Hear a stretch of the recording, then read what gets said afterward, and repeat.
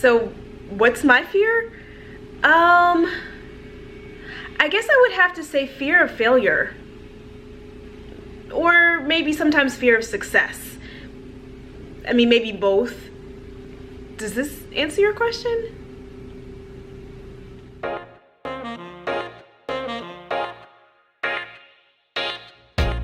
Greetings, warriors, and welcome to the War Room with Jael, and this is your host, Jael. We have addressed fear of failure many times on this channel, how to acknowledge it, accept it, embrace it, and thrive in it. And I will link the videos to Fearlessness above, as well as in the description box below. Understanding failure's place in our businesses and our lives is essential for our success. But when we say we have a fear of failure or even a fear of success, what exactly does that even mean? Without specifics, how can those fears be addressed? In this installment, we will talk about why such broad statements as fear of failure and fear of success are cop-outs, and why specifics are necessary to address the fear. Keep watching. What does fear of failure or success even mean? One may argue that fear of failure as well as fear of success are two of the most common responses people give when asked what they are afraid of. But these responses are so broad and overarching. What do we really mean when we make these statements? And if we are not clear and specific on what makes us fearful, then how can we even begin to address the issue? And if we have difficulty even beginning to address an issue, then we harbor our fears indefinitely. The end. Being unspecific is an excuse not to do the hard work to address what makes us afraid. And here's the thing.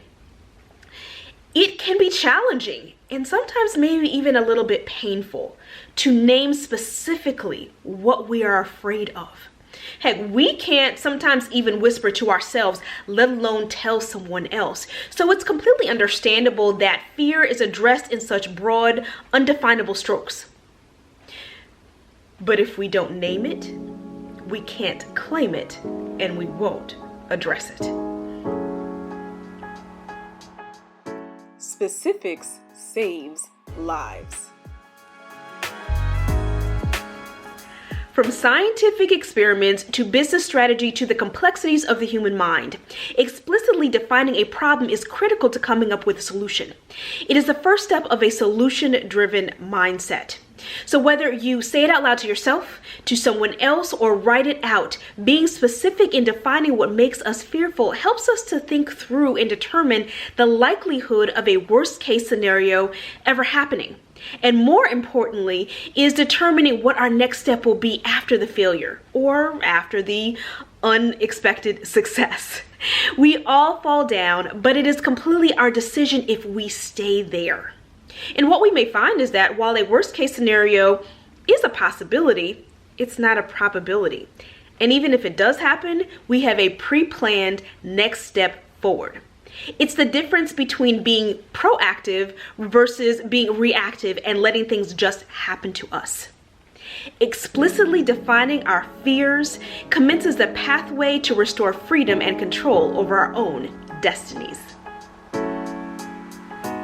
Well, warriors, we have come to the end of another video, and I hope you are encouraged to define your fears in order to control your destiny.